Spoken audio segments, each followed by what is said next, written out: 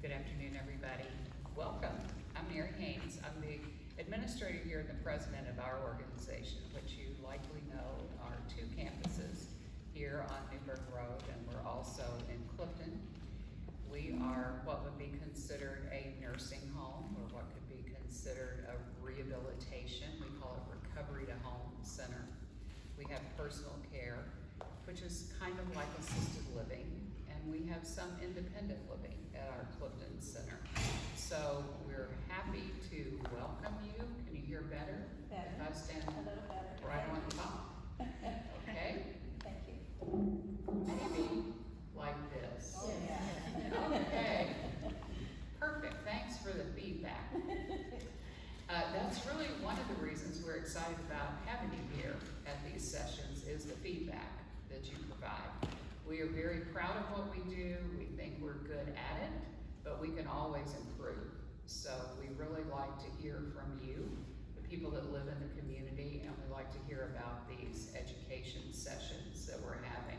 We started in January, really based on things that people ask us about, questions that we're always getting when people are looking at how to make plans for themselves and for their family. So again, we're really proud of what we do. You may used to read newspapers, we used to read periodicals, we used to read magazines such as U.S. News and World Report. That was always one that I read. They do a publication annually. They select out of the data that CMS compiles on Medicare expenses and costs and outcomes, the top 10% of skilled nursing centers in America, and we typically are in that. We were again this year. So we like having those, what most of us in this room are old enough to remember, the Good Housekeeping Seal of Approval. You know, we like to get those validations from what I call third parties. However, we're very proud of the customer satisfaction surveys we have, both from the staff who work here and the people who move in here either as a patient for a short time or to live with us for a while. So here in Woodville, the Courier-Journal has a competition on top workplaces. We were recognized in that. Business First also does that, and we were recognized in both of those just a few months ago as top workplace.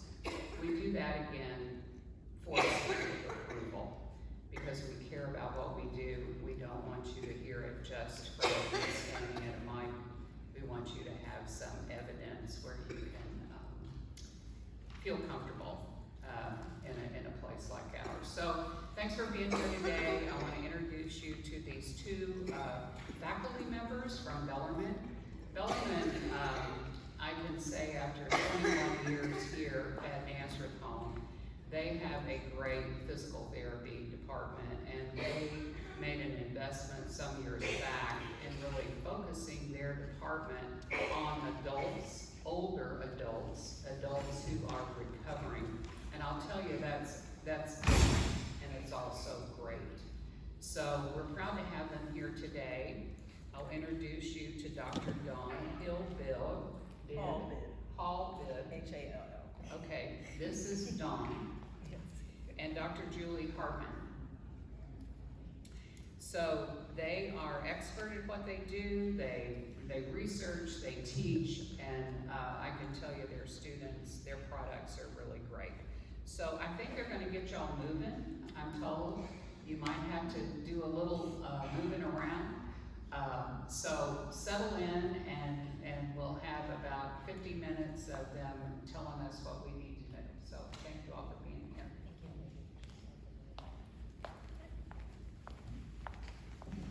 Just a little bit more introduction. I'm Dr. Julie Hartmann. I've been in Bellarmine for about 3 years. I'm originally from Erie, Pennsylvania, so I made the move. I missed the snow a little bit, and it's a little bit warm here for me.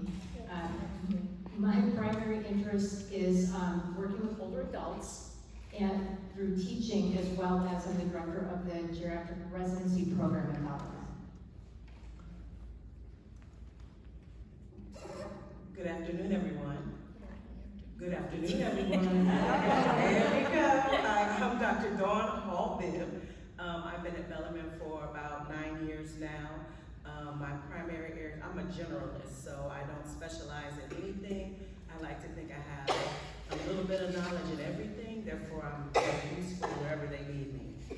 So I'm happy about that and grateful for that, and also grateful for the opportunity to be here to talk to you about wellness. Both Dr. Hartmann and I are extremely grateful for that. Can somebody get her some water? Okay, you okay? Yeah. All right. Okay. She's like, yeah, she's okay. It's all.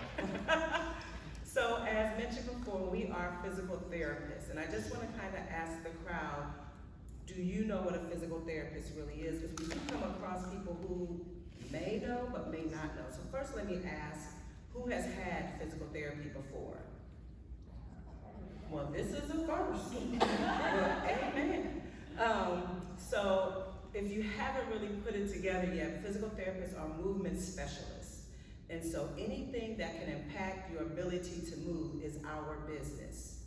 All right, so if you're having heart issues that impact your ability to move and do what you want to do, that's our business. If you have diabetes and you have a neuropathy or impaired sensation that can impact your balance, which would impact your movement, that's our business. If you have issues with breathing, or if you have, if you're incontinent, that can impact your ability to move because you're not going to want to move, right? So we have therapists that are specialists in the pelvic floor that can help with incontinence so that you can continue to move. So anything that impacts your ability to do what you want to do, that is our business. We're familiar with all systems of the body and how that can impact, again, movement. We're movement specialists, and that's what we want to do, is to make sure that you can still do everything that you want to do.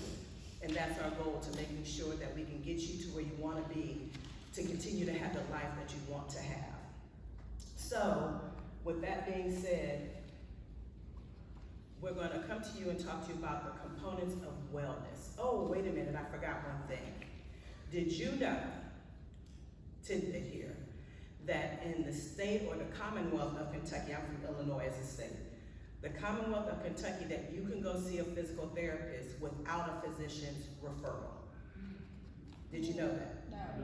No, so yes, so again, anything that's impacting your ability to function, your ability to move, all you have to do is make a phone call to a physical therapist and schedule your appointment. You do not have to go to the doctor first and get his recommendation and then go. Okay, so yes. Medicare? Pardon? Even with Medicare, essentially? From my understanding, what is called direct access, which means you have direct access to us. And if you need to, just double check. Physical therapy is covered by insurance, but again, all insurances are different, so you just want to double check that. But there's no need for you to wait to go see the doctor, pay that copay, then go see the physical therapist and pay that. Do you see what I mean? Just go straight to the physical therapist. And so that eliminates one obstacle to getting you back to where you want to be. So that's key. That's the main thing I want you to understand about physical therapy, is that you have direct access to us. Thank you. And just to follow up on that, you may need to, when you go see a physical therapist, then they may need to contact the physician. There might be a little bit more work on their end, but that's something to check, and they change. Rules change constantly. We're trying to always keep up with the changes as well. But I mean, the beauty is that we're here, and we have a lot of great information for everybody. Okay, so today is interactive day. You can choose to participate or not. That's okay. We're no judgment zone here. We're going to ask questions because we teach. We ask a lot of questions, and we tell the students there's no wrong answer. There truly isn't a wrong answer. So if you are all about participation, please do. If you don't want to, that's okay. We're fine with that. So let's start with kind of this concept of wellness. And out there, there's the wellness wheel, because wellness really encompasses a whole lot of things. We're going to talk mostly about the physical part of the wellness wheel, that kind of well-being. But there are other things like spiritual wellness, social wellness, financial wellness. So there's this whole kind of pie. And what we find is that some days our physical wellness piece of the pie is big and powerful, and other days it can get a little smaller. And we strive to have balance as much as we can, but we know that there are just good and bad days for just about everything. So today we're going to spend some time talking about kind of the components of physical wellness and what we are encouraging everybody out there to do. So we're going to start with this idea of flexibility. So if you think about being flexible, if you think about your muscle, okay? Everybody, we've got these muscles. They have a certain tone, so they feel a certain way. If they were loosey-goosey, you'd be falling down. If they are too tight, you're not moving at all. So we want this Goldilocks just right kind of thing. So if we don't have the flexibility that we need, it will impact our ability to do things. So a lot of times you might see runners do this. They're trying to stretch out a little bit. That's just one muscle group that needs to be stretched out, your calf muscle, in order to be able to run or move or walk a little bit more effectively, or even stand up or get out of bed effectively. So what we would like you to think about now is posture. So when we're talking about flexibility, the one thing that we've noticed a lot of changes lately is general posture. So if you're sitting in your chair and you are working on your computer or you're leaning forward eating dinner, where's your body? What are you doing? What do you think you look like? Are you like this? Or are you here? Most of the time, everything we do is here. And so it's natural for us to do this. Can you think of, and here's where the question comes in, can you think of something else during the day that you do where you're here? On the phone. Phone. Okay. What do you look like when you're on the phone? Well, somebody told me you better watch it, you're gonna get this hump in the back here. Okay. Phone. Brushing the teeth. Okay. What else? What else do we do during the day? iPad. Washing dishes. I mean, if you still do that. No. I do. Okay.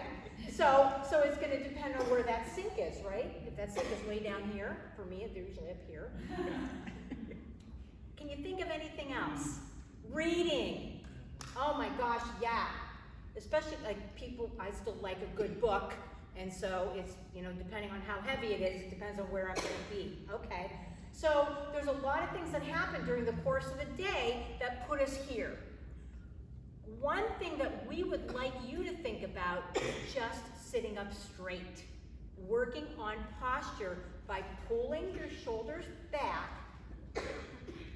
and keeping your chin kind of here. Because what people tend to do is this. They pull shoulders back and then they get the chicken neck. So we're not helping because we're not allowing this to stretch out. So even if I sit straight and I say to my shoulders go back, pull those shoulder blades a little bit together, voila, you're in a great position. And that's not hard to do. No weights, no lifting, but just thinking about where I'm gonna be posture-wise. Okay, so that's your first flexibility thing, shoulders back. So one thing I want you all to do right now is to sit kind of slumped over that we all feel is kind of comfortable, right? When you get in that good comfortable, and take a deep breath for me. Okay, and relax and release it. Now sit up nice and tall. Take a deep breath for me. Do you notice anything different? Yes. What do you notice? Breathe deeper. You can breathe deeper simply by sitting up straight. So not only can you improve your posture, but it also helps you with just some of the basic things in life, such as breathing, right? Think about when you're eating. So when you go home tonight, sit how we're used to talking about, slump like we're used to, and eat. Then sit up straight and swallow, and you will feel a difference. So just that posture, that flexibility, we all can get really tight in here. But if we can stretch that out, you already can see the benefits of just doing that just by sitting here today. Cool? My students always laugh because I always end everything with cool. That's my period. All right, so one component of our physical wellness is flexibility. The next thing we want to talk about is balance. Balance, and we talk about falls, and oh, goodness gracious. So let's go from that posture, that nice position we're going to get in, because that's going to help us with our balance. So if we're here, we're more likely to go there, but if we're here, we're more likely to stay up here. So if you're feeling it, we're going to have you stand up, and we're going to do a couple balance things. If you don't want to, that's okay, but if you'd like to, give us a try. If you need some help, or you want somebody near you, raise your hand, and we'd be happy to come around. So the first thing that I want you to do, I just want you to stand with your feet shoulder width apart. We're just going to stand here. Piece of cake. Or isn't it? Or isn't it? Now I want you to put your feet together. And if you need to if you want to get behind the chair in front of you, if you need to put your finger on the chair, that's fine. Still okay? Great. Cool. Cool. Now I want you to try to close your eyes.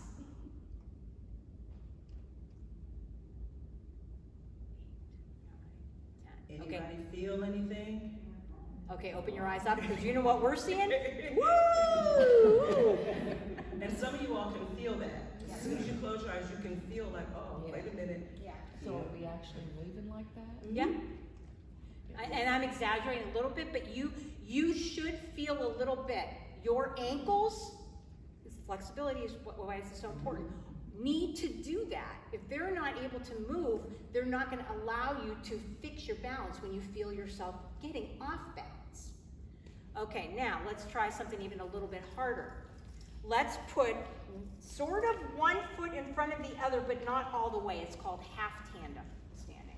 And if you need to use the chair in front of you, Please do. We're just standing. Okay, not bad. I don't see anybody going crazy swaying. All right, I see a little bit. I see some wiggles. Now, put that foot fully in front of the other like you're going to go on a tightrope while we're not moving. Yes, we are. Okay. This is why I'm doing physical therapy. Very Okay, good, great, okay. All right, so do you feel the difference? Yes. Okay, you can go ahead and have a seat. We won't go to the single leg stance. We won't do that to you. But this is the last kind of thing of that. If you're going to start from here to here to here to here. The beauty of just doing that, it's called the 4-stage balance test, is that it's pretty stationary. I can stand here and do all of those. So we want to work in that kind of safe zone first.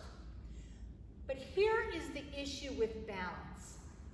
If we aren't challenged, our balance isn't going to get any better. Well, that's a problem, because I don't want to push myself so far that I'm going to fall. But if I'm not encouraging myself to do things outside of my little comfort zone, I'm probably not going to get any better. So now let's go back to thinking about what do we do during the day, where maybe you're challenging yourself a little bit and you don't even realize it. An example for me is I have my dryer's on top of my washer, so I'm doing this in order to get into the dryer. Sometimes I go on one foot. What else? What else can you think of? Reaching up in the head. Reaching up in the head. Reaching up into cabinets. Absolutely. Do you find maybe sometimes you put things lower because you don't want to have to go all the way up there? And that's okay. That's a really good strategy sometimes. Absolutely. Now I stand on a chair. But don't shoot anybody else. Yeah, we didn't hear that. We're acknowledging it. I mean, yeah, I get it, you know. She said a chair, but somebody may use a stool. Yeah. Okay, what else? Can you think of anything else that you do during the day that maybe you challenge your balance without thinking about it? Light bulb. Light bulb. Okay, absolutely. So it sounds good. Lots of things, reaching overhead, reaching sideways. We're really kind of making our weight move from side to side, which is going to work on our balance a little bit. So there are some simple things that you can do besides these very structured, try to hold things for 10 seconds in order to work on your balance. These are really stationary, but then you can start to get more dynamic. Does anybody have steps at home? So think about it when she said a single leg, right? From here, and finally on one leg. What do you do to get from one step to the next? You can stand on one leg. So that's another way that's in your house that you can keep challenging your balance, is just doing those steps, because that forces you to stand on the one leg, right? And you'll see sometimes when you don't feel strong, you may not go step over step, you may start to go step 2. And that's just a quick compensation because you feel unsafe and unbalanced. Do you see that? So that's something else you can do. And then also I just wanted to add that when we were doing the balance thing and you had your eyes closed and you felt starting to sway a lot, what does that mimic for you at home? Because with your eyes closed, it gets what?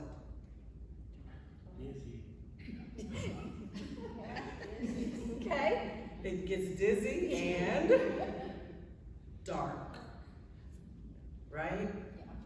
So that means that you might be very visually dependent. So at night, when you go to the bathroom and it's dark, you might need a night light to give you a little bit of light so that your balance won't be extra challenged, because we already know when you take away vision, which darkness does, you have a tendency to be more unbalanced. Do you all see that? Okay. Okay, good. Okay. All right. Next is strength. Okay. Okay. I'm sorry. That was my devilish laugh.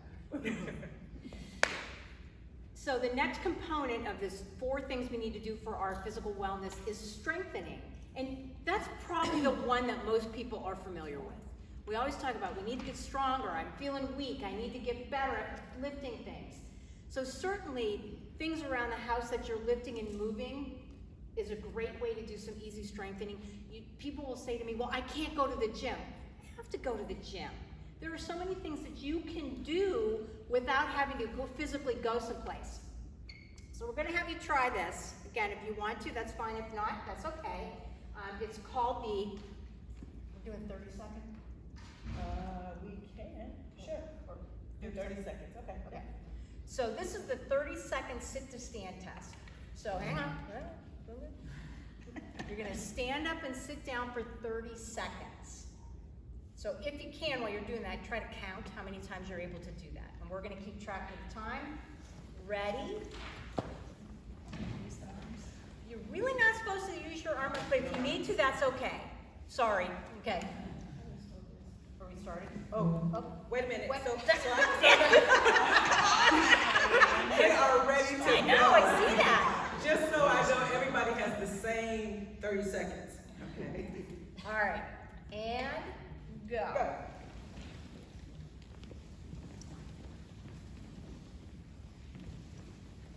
And try not to press on your legs to stand. Just use your legs. We're doing good. We look good. If you can't do the full 30, that's okay. Just do what you can. 5 seconds. You get a snack. I know. Do they get a snack after? And stop. There There you go. So actually, this is kind of a double dipper because it's a little bit of making your heart work too.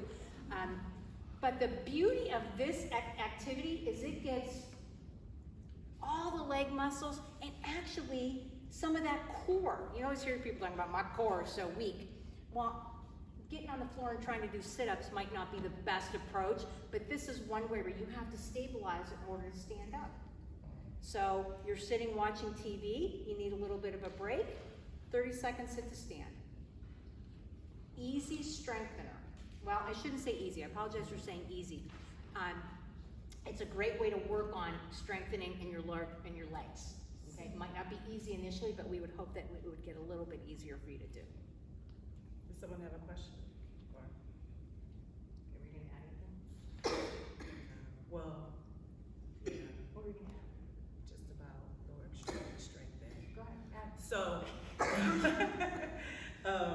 So in recent research, it shows that one of the indicators of falls and or nursing home placements is hip strength. Yes, so people who decline in hip strength are at greater risk for falls and or nursing home placements. So this is one reason why we wanted to do this one with you, because it's easy to do. It works all your hip muscles, your real important hip muscles, I'll say, to maintain that strength. We get up and down all the time, but not necessarily without our arms, right? And so the way we had you do it was really all your legs. And so some of you may be a little sore tomorrow, so you can blame Dr. Hartmann for that. But nonetheless, it shows that we're working the muscles, right? And so we strongly encourage you to continue to strengthen your hip musculature, because again, that's one of the huge indicators of falls, is hip weakness. Do a little tying together here. Pull it. Pull it together. Pull it. Okay, so when we're talking hips, the things that we're talking about strengthening are kind of these butt muscles and these side muscles. When we sit, when we talked about that posture initially, Oh yeah. we're here. What do you think's happening back here? Weak. This is why we're getting weak. We're in a position where we're not really kind of opening everything up, and so things are going to get a little bit too stretched out and too weak. So this is a great way, again, opening everything up, getting those hips to straighten out and working on strengthening the back musculature. Okay? So working on that posture, getting everything up right. Okay. All right, so we've got flexibility, we've got balance, we've got strength. The last one is endurance. So we all have heart and lungs, and we probably don't think about them until something goes wrong with one of them. I mean, I wake up every day, I don't wake up every morning going, I am so excited, my heart and lungs are working. I probably should, because it's pretty much a gift that they are. So when something happens, then we go, oh boy, we have these heart and these lungs that aren't working very well. We need to do something about it. So you think about where your heart is. You've got your heart in your chest. There's 4 chambers in it, and the blood goes through there, goes to the lungs, gets some good oxygen so that it can make the muscles work. With our lungs, we have 2 lobes on the one side, 3 lobes on the other. You've already seen when you sit up straight, you take in a good breath, what it feels like. So we're happy when all of that works. So when we talk about endurance, we're kind of working on kind of that heart-lung thing to get it to work a little bit more efficiently. Right, does that make sense? Okay. Who knows how to take their heart rate without the use of one of these devices? Okay. All right, so we have a couple different ways. So what we would like you to do, 2 fingers. You're gonna put those fingers on the side by your thumb until you're gonna feel a gentle pulse. And if you press really hard, you probably won't feel it. So like a light touch. You feel it? If you can't feel it, we'll walk around. Do you feel it? You feel it? I had to stop for a minute, make sure I can feel mine. Yeah. Got it?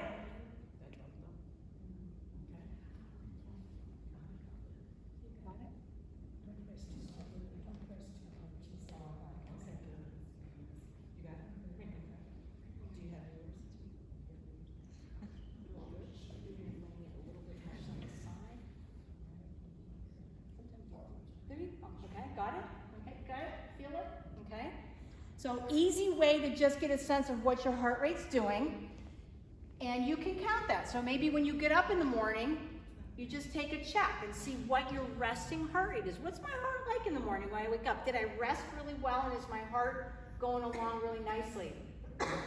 Some of you may have a situation where you have, it is different.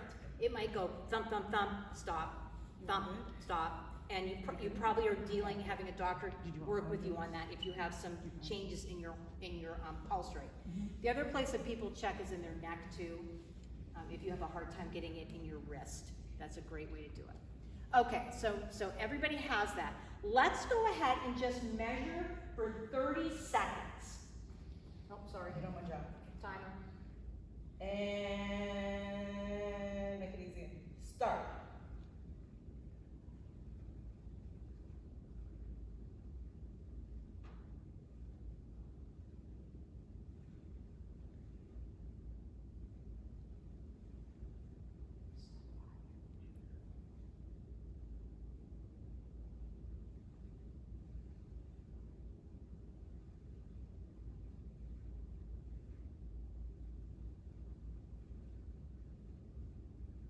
And stop.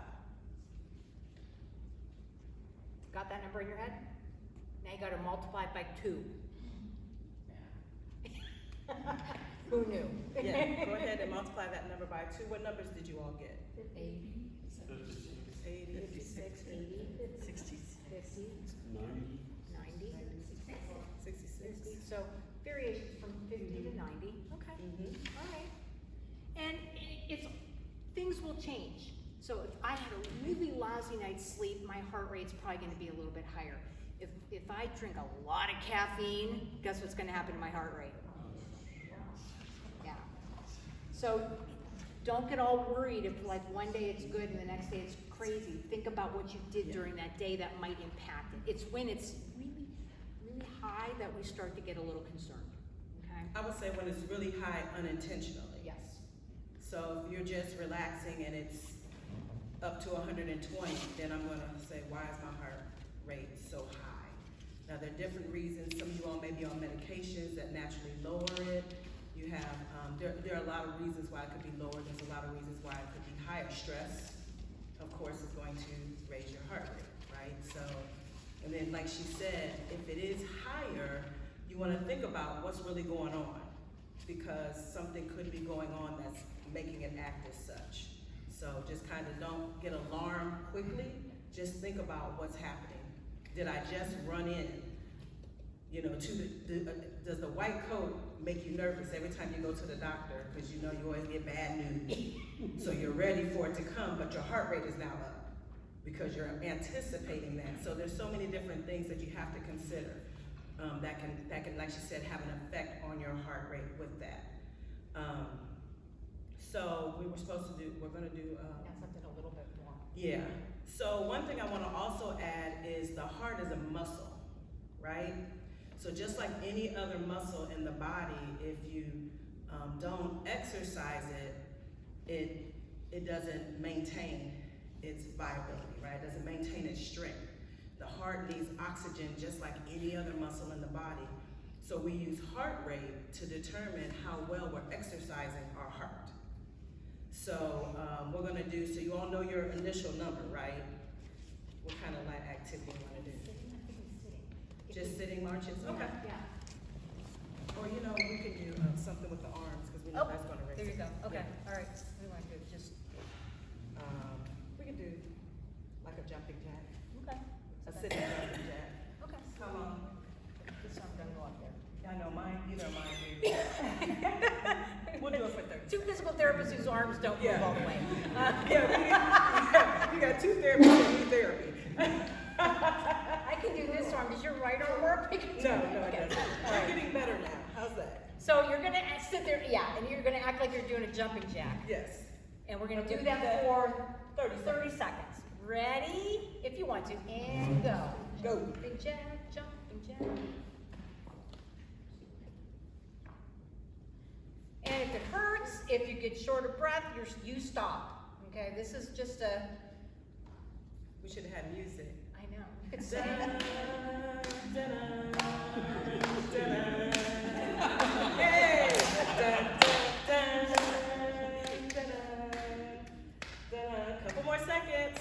Dun, dun, dun, dun, and stop. Okay, So now we want you to Heart rate. check your heart rate again, find your pulse. it should be going thump, thump, thump, thump now. Not yet. Has everybody got it? And begin. 30 seconds again. Count the number of thumps.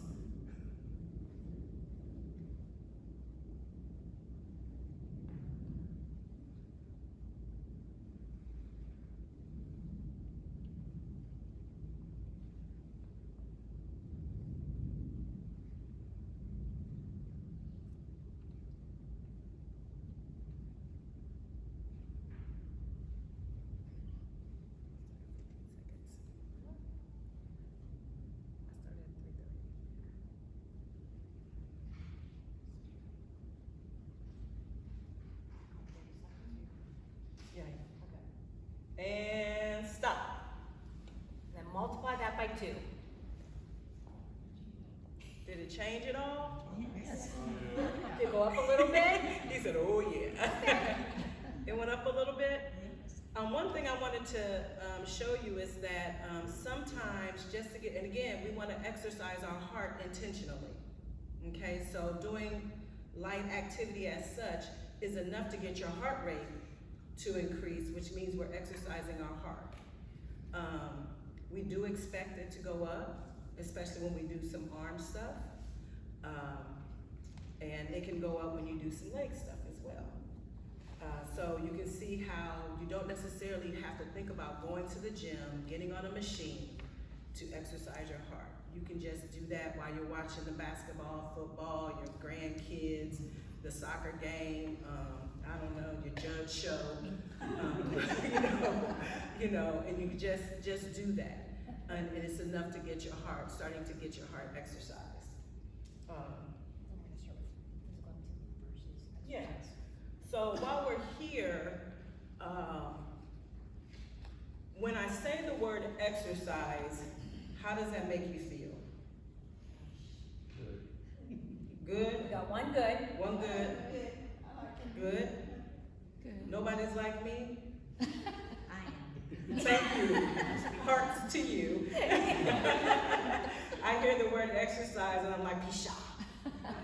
I just don't like the word. And a lot of people do not like the word because in my mind, when I hear the word exercise, I think of weights, reps, going to the gym, super structured, right? And I'm kind of a loose cannon, which means structure isn't always the best for me, though I need it, but it's not always the best. But that's when I think exercise. But the thing is really, when we're talking wellness, we're really talking activity. So when I say activity, what comes to your mind? Walking the dog. Walking the dog? Garden. Gardening? Just get moving.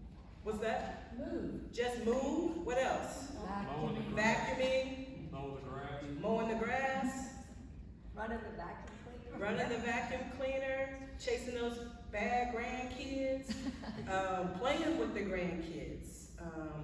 You know, so when we talk activity, that is what we're thinking about, is just get moving. You just saw light activity is enough to get your heart rate up.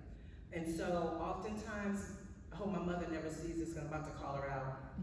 My mother sits all day and watches TV. All day. And I'm just like, Mom, you're getting weaker, you know, blah, blah, blah. But yeah, so I'll make sure she doesn't ever see this.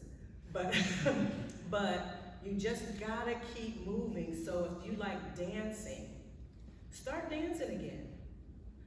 If you like to garden, go ahead and garden. Just think about what it takes to get down on the ground, to do everything you need to do, and then to get back up.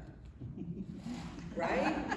You said get down is okay, but then get up. You gotta get a chair and put that there and strategize, but the more you keep doing that, those muscles will remember and remain strong, and it becomes easier and easier and easier the more you keep doing that. And that's why we want to emphasize activity over exercise. Now, exercise is a form of activity, but it is not the end all be all, because everything we do can be incorporated in that. So think about some things you haven't done that you would like to do that's kind of active.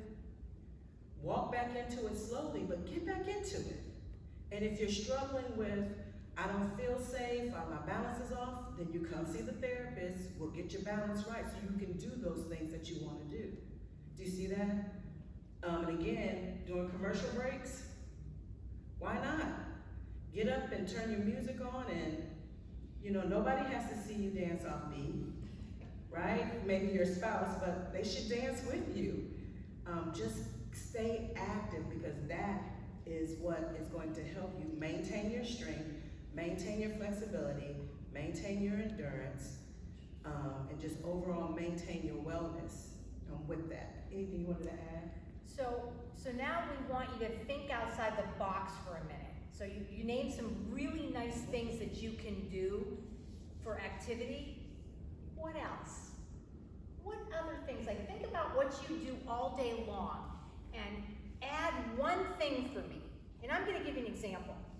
I'm pumping gas at the gas tank, and there's a lady next to me doing calf raises while she's pumping her gas. And I'm like, yay for you! Yay for you! Effectively using time. So think about what you do all day. What's maybe one thing you could add? And there is truly no wrong answer here. I might lift weights, not very often, but when I'm watching TV. Okay, okay, so lifting weights. You do your own grocery shopping? I do Those doggone bags. Yep, here we go. Yeah. As you're walking to the car, right? Get it in, get it in. What else? What else? Can anybody think of anything that you do all day that you could add one thing? While you're sitting there watching television, box. Yeah. And it's cross body, so it's not only helping your body, but it's helping your mind. Very good. Yes. Very good. Yes, and there's a component of walking that requires some trunk rotation, and just going across body, like you said. Of course, as a therapist, that's where my mind goes, but I'm like, excellent idea. Going across body, because that helps to maintain a portion of what we know that is required for safe walking. What else? Doing squats at a sink, Oh, there you go. brushing your teeth or doing the dishes. There we go. We're squatting. Okay. Legs only, Right. unless you need to balance the fingertips. But to make sure so not only does that help maintain your strength, it can help maintain your balance and all of that. Now, last week I did try to stand on my head. Okay. I got a little bit up.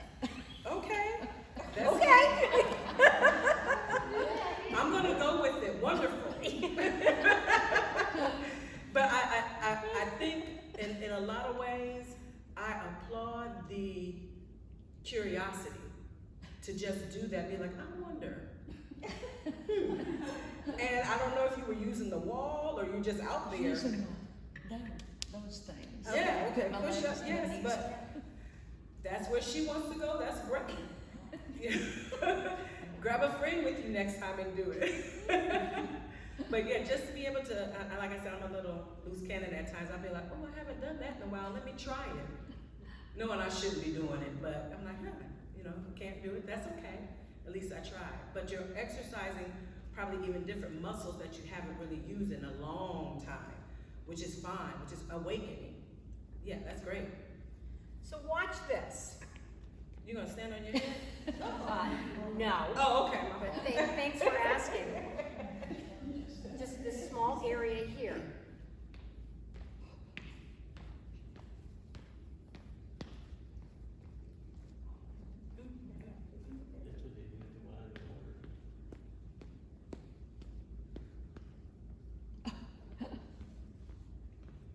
So that was 30 4. seconds? If that. And look at all of the areas of the body, especially the legs, that I did just in that. I can be in the kitchen doing my kitchen cupboards, I'm in the bathroom backing up, I'm parking the car far away and I'm marching to the car. It's just fun to figure out how you can add activity without thinking about that miserable word exercise. Okay? Miserable for us. No, No. Just me then. Okay. Anything else on our list? How much activity do we need? Okay. So how much activity do we actually need? Like how much do we actually need? Have you heard a specific number out there? 3,000 steps is something like that, what we talk about. Okay, so Yeah. number of steps is one Steps. thing. What do Yeah, you, 10,000 steps, that's what I heard with that crazy walking.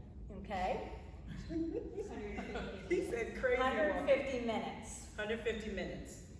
A That's- week, a day, or? A week. A week. Oh, wait. So that's what, 50 minutes for 3 days or 30 minutes for 5 days? So start to add up all those little things you do all day, you probably reach that number really quickly. But the key is, some of it has to make your heart work. Yes. So this exercise we did, where heart rate went up, that's important. And one thing she showed, just standing and raising, doing this, you will not believe how fast that makes your heart rate go up. Just trying to do that for 2 minutes. 2 minutes doesn't seem like a lot, but that's what, 120 seconds? 120 minutes. Here, 2 hours. 2 hours, you know. It's a lot.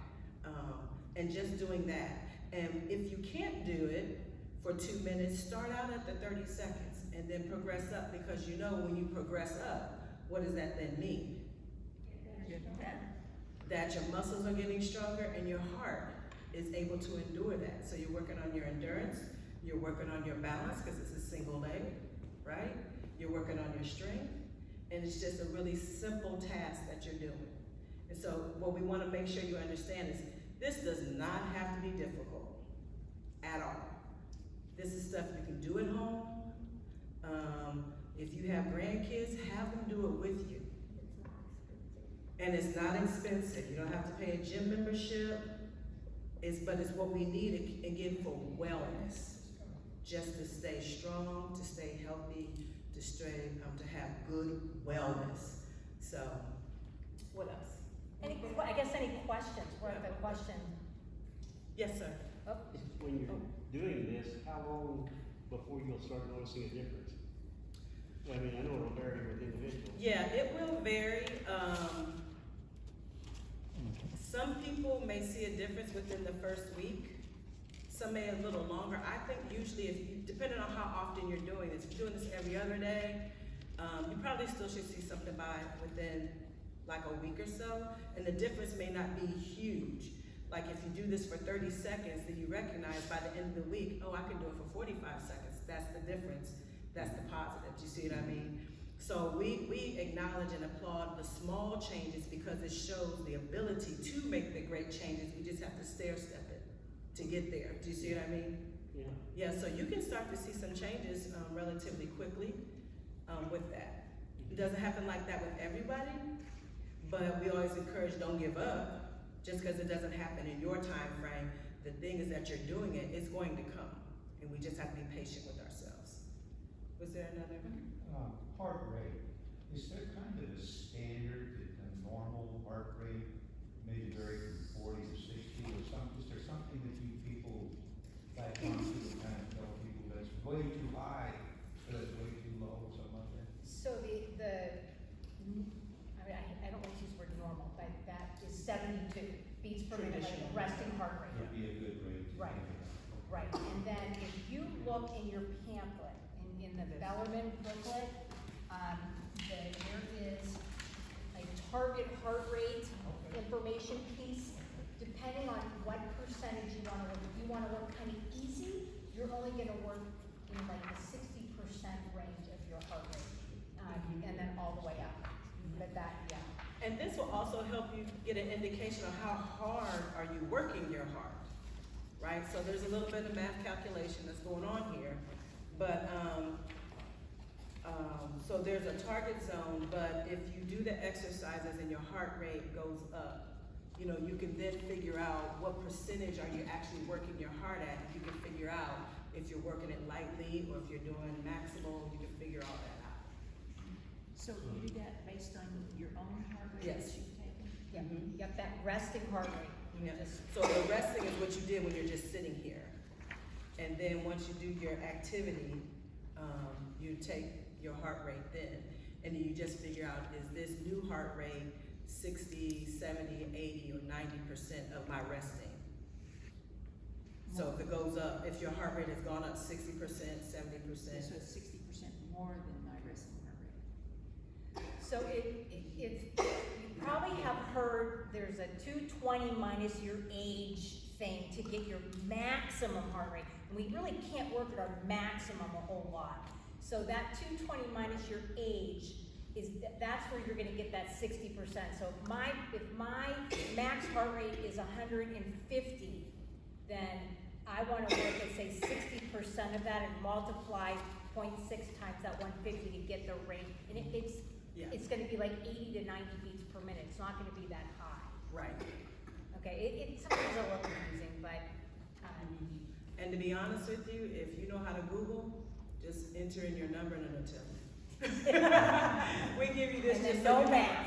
Yeah, just so you know, and that's part of the problem. Kids don't know how to do math now. But anyway, but this will give you an indication how well you're working your heart, right? So, which is good to know, because for some, it may be, you may be doing too much in your heart, you're overworking your heart, and it's not necessary to do that.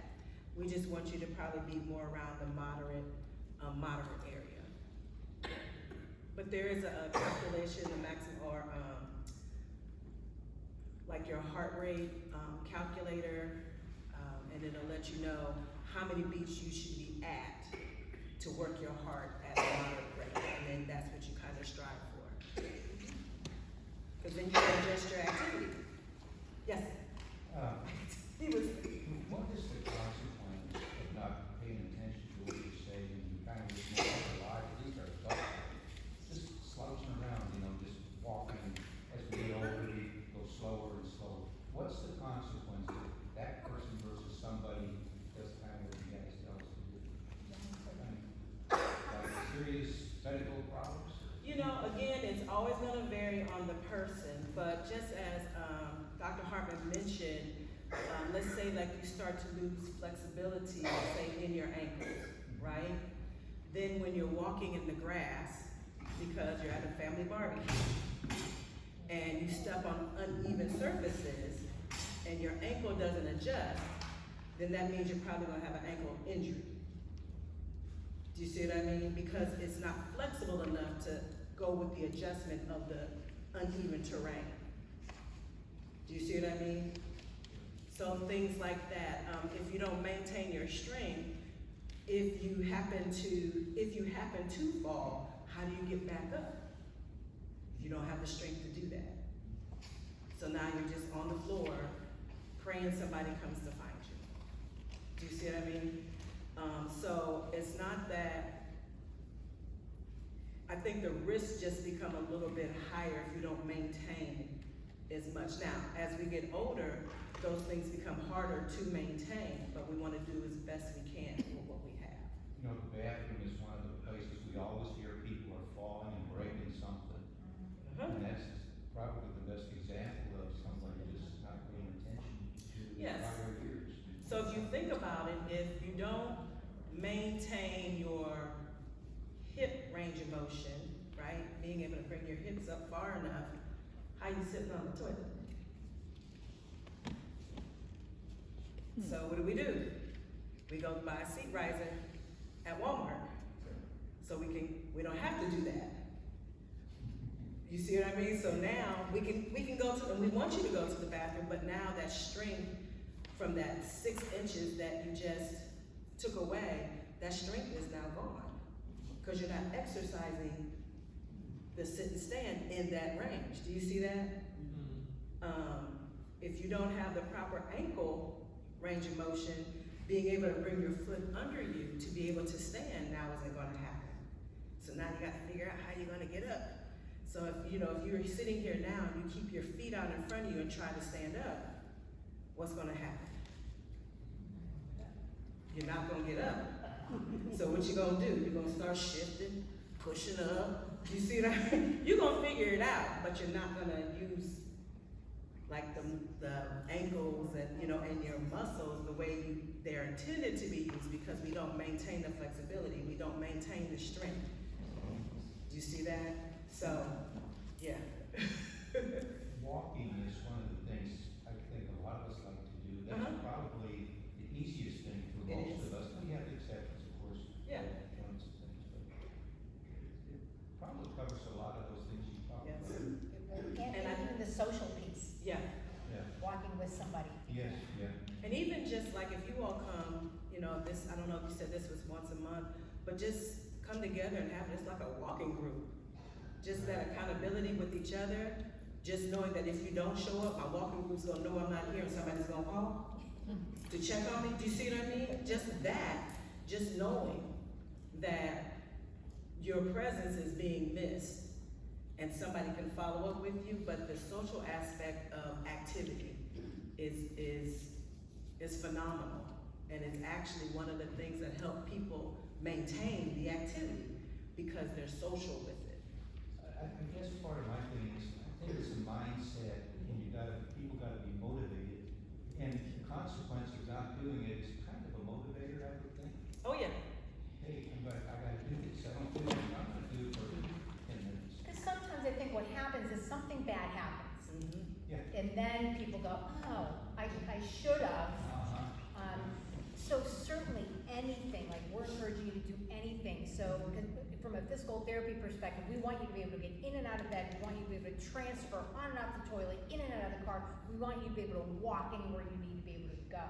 And when those things start getting less and less, your quality of life changes dramatically.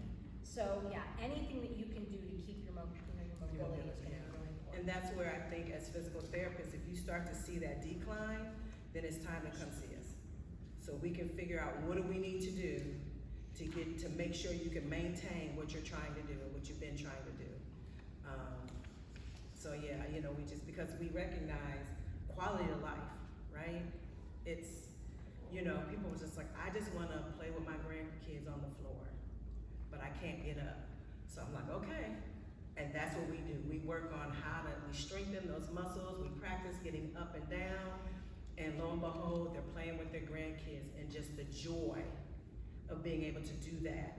And it may seem simple to other people, but for that individual, that was the world to them. And so that's what we wanna do. Make sure you can do the things that you want to do in terms of your mobility and being functional. Being able just to go to the bathroom by myself is a huge, you know, you don't think about it until somebody always has to be there with you.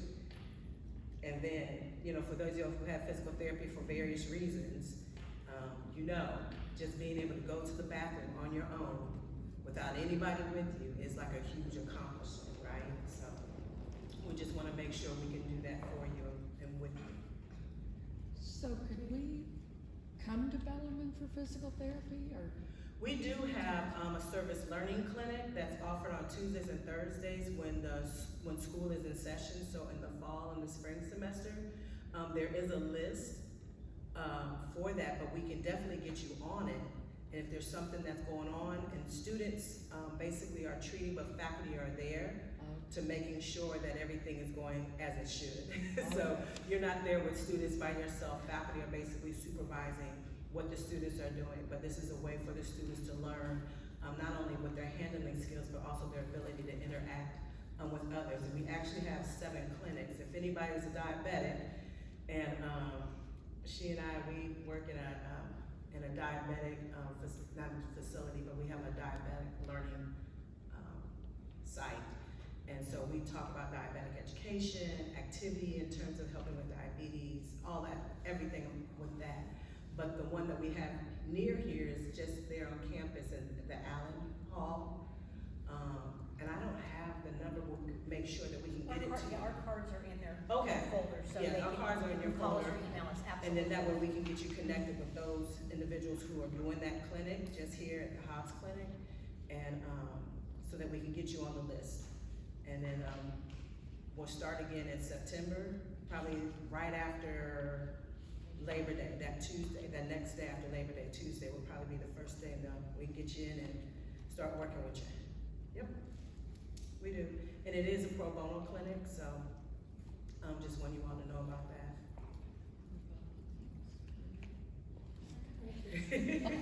She said pro bono, yes it does, that's okay, that's okay. I also have, oh, go ahead, I'm sorry.